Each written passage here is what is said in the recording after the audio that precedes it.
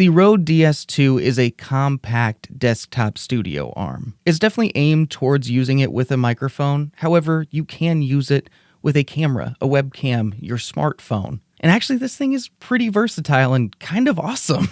And it is very unique compared to a lot of other pretty simple desk stands out there. But there are a lot of products out there and a lot of ways to mount your microphone, a lot of things to mount your microphone or other accessories on. I've always really liked the idea of having a desktop arm, but none of them have really appealed to me. Some are okay, but they just kind of get in the way. So a lot of the time I would actually just resort to using a traditional mic stand from Hercules. And I will say, if you are in a position that you can use a traditional mic stand, I love it. You don't have to worry about desk noise. It's easier to move it wherever you want, and it works really well. However, the convenience factor isn't as nice. The fact that a boom arm or a desktop arm is just right there, ready to go, it's definitely desirable. And since I have tried out a lot of different desk boom arms, I figured that giving a desktop arm a try would be nice. So Rode sent me over the DS2 to try out. I don't have to say anything in particular about it. I don't have to give it a good review, just an honest one. But I've actually been using this desktop stand non-stop for the last little while. I figured it was going to function well and be built well. Rode does a really good job. But a $90 price tag for something like this seemed high. But I'll let you know toward the end of the video how I feel about the Rode DS2. But let's go ahead and talk about what you receive if you decide to purchase the DS2. One of the first things you'll notice when you receive this is that it does not come put together. It comes in two separate pieces. Now, that might sound annoying, but it comes with a little hex key and two screws, and putting it together is no big deal at all. It won't take you more than a minute or two. But aside from the arm and the base and the few things you need to put this together, the only other thing you will receive is an adapter that goes from a 3/8 inch to a 1/4 inch. This adapter makes items that feature a 1/4 20 mount easily adapted to this desktop arm, things like cameras and webcams. I was surprised to see it didn't have a 3/8 inch to 5/8 inch adapter, but then I got thinking about it, and a lot of the Rode microphones in the shock mount or the mic clip, they actually have this little area where it's 5/8 or 3/8 inch, so you don't really need the adapter with their microphones. However, making the assumption that people are going to be using a Rode microphone with this arm is a little outrageous. I think they probably should have just included the standard adapter also. Personally, I don't need any more. I am drowning in adapters. Drowning.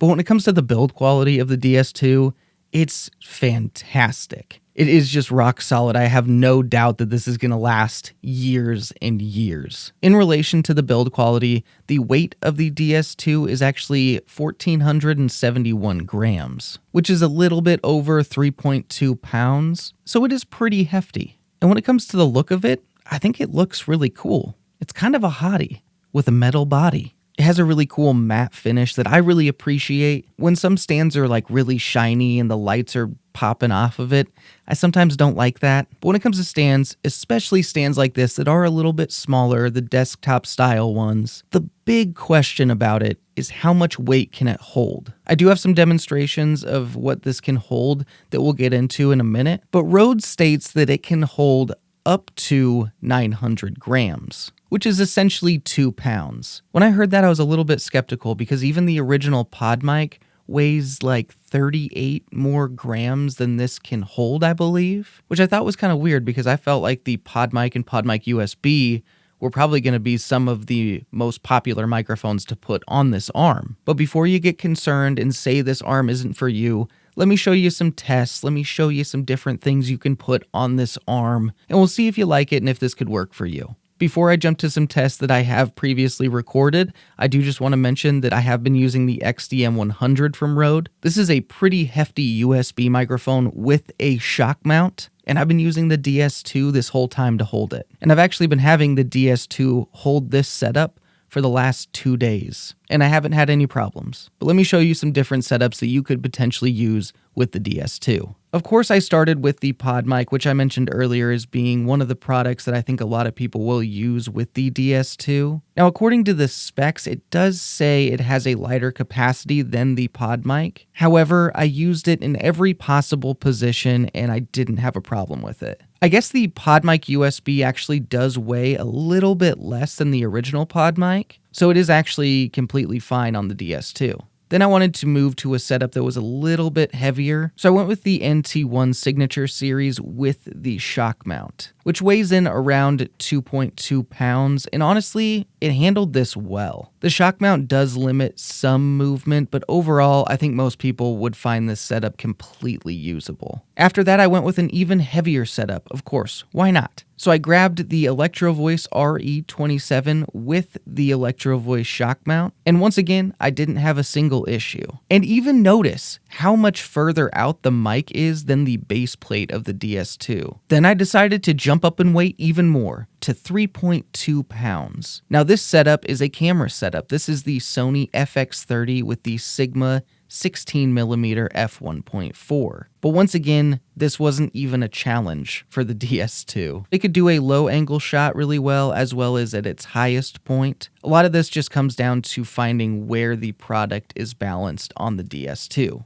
Now, one other product that people might be curious about is the Shure SM7B. And actually, the SM7B weighs less than the maximum capacity of the DS2, so you totally can use the SM7B with this. However, since the XLR port on the SM7B is right next to the bottom of the yoke mount, you can run into some issues with the SM7B being in certain positions on the DS2. There are a couple additional accessories that you could get to help with this situation. The first one is a tube extender, which is very inexpensive, but this just adds a little additional space between the mount on the microphone as well as the mount on the arm. The other accessories you could get for the DS2 are a little bit fancier, but I do absolutely love my Triad Orbit. It's essentially a ball head, but for microphones. But if you are getting the DS2 for camera or webcam use, you could just also get a ball head. I actually used a Joby ball head in this video. The other accessory I recommend is a quick release system. Now there is actually a Triad Orbit version of the quick release that you could get. The one that I've used for quite a while is the Gator Frameworks quick release system. And this just makes putting different microphones on your DS2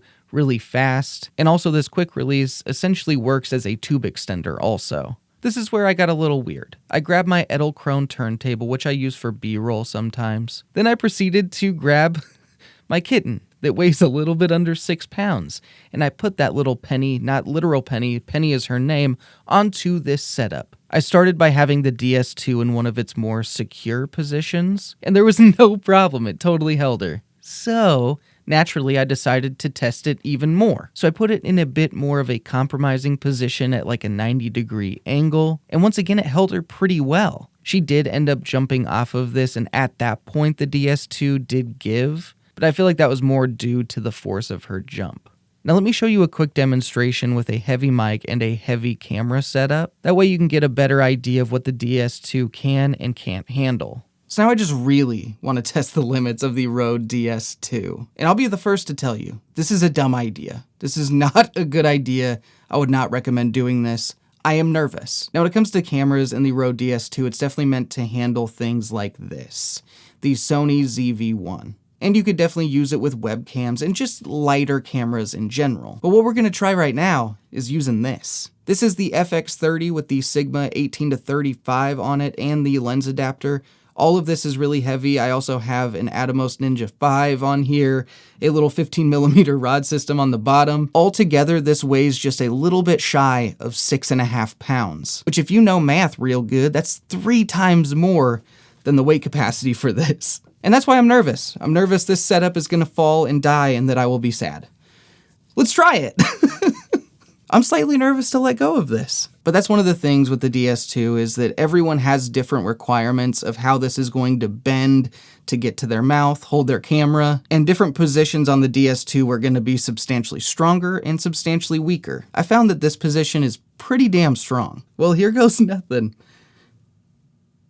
Well, it didn't collapse. That's a good sign. Maybe I can flip this around and film something with it. I've let this sit on here for about a minute or so, and I noticed that I could actually tighten the screws a little bit more, so I do think it is weakening it. So I'm not sure how long I would trust this, but it is working. So here's the FX30 on the Røde DS2 arm with a big lens on it and monitor, and it is holding it. It doesn't seem insanely secure, but I just wanted to do this as a fun little demonstration just to show how much this could possibly hold in one of its strongest positions. In a pinch, I think you could get away with it. I'm pretty impressed it's holding this at all. Now, as a quick example, we have the Neat King B2, which actually weighed in a little bit heavier than my original King B. This whole setup is a little bit under 3 pounds, but now I will maneuver it around a little bit and see how it does. Now I have it in a position where the top part of the arm is a little bit more angled, and the microphone is actually sitting further than the base right now. And in this position right here, it feels really sturdy, no problems with it really. And if you did need this microphone stand to be as tall as possible,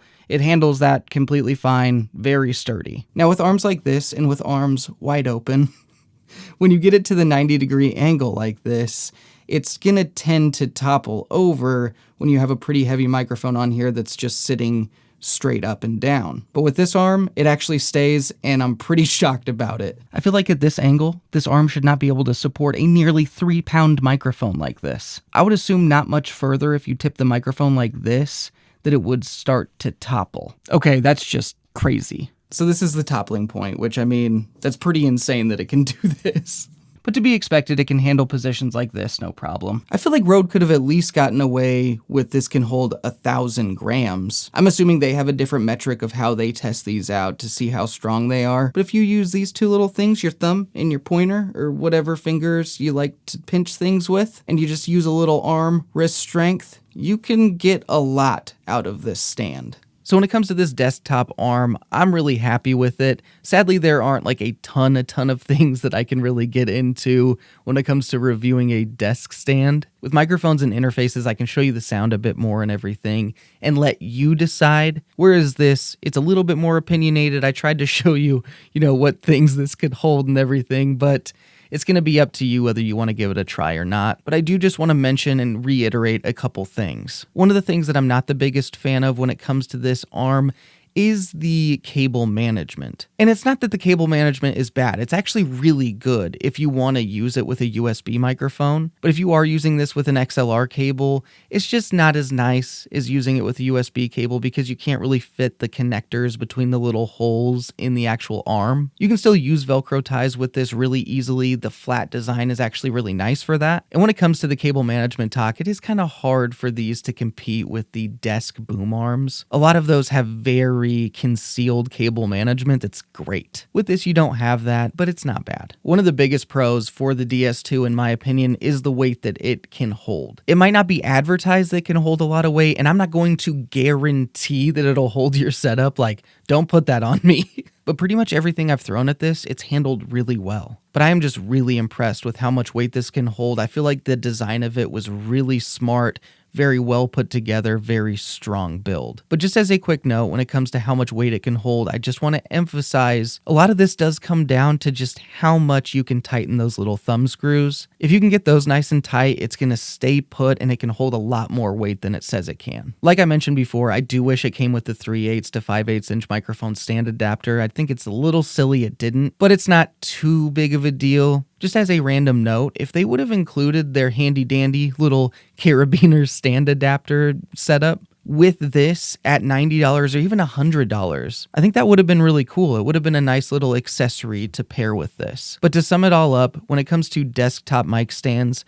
this is the cream of the crop. This is the best one I've ever used. Do I wish it was $70, $75? Yes. But at $90, I still think it is a very good product. For anyone that doesn't really love the desk boom arm style and you are looking for a desktop mic stand, you can't go wrong with this. It's built super well. It's not overly bulky. You can put it to the side really easy. It'll actually stay out of your way. And also you can use this with other things like a camera. I mean, the camera that I put on this being like over 6 pounds, that was crazy that it could hold that. That was just amazing. So I feel like this is a very versatile stand that could do a lot of different things for a lot of different people. I really, really enjoy it. And on the BBSAR, I'm actually giving this a 9. If the price was a little bit lower or it included a couple more stand accessories, I think it would reach a 10. But I feel like a 9 is a good spot for it because it is a great product And that's what a 9 is. I'm really happy with it, and I hope that you enjoyed this video and that it helped you out and helped you decide if you want to get one of these. I do want to say a big thank you to Rode for sending this over and letting me do an honest review for it. But another big thank you goes to all of the subscribers out there. I really appreciate all of you, but the biggest thank you is to all the Audio Hotline members. The DS2 might be the cream of the crop when it comes to mic desk stands,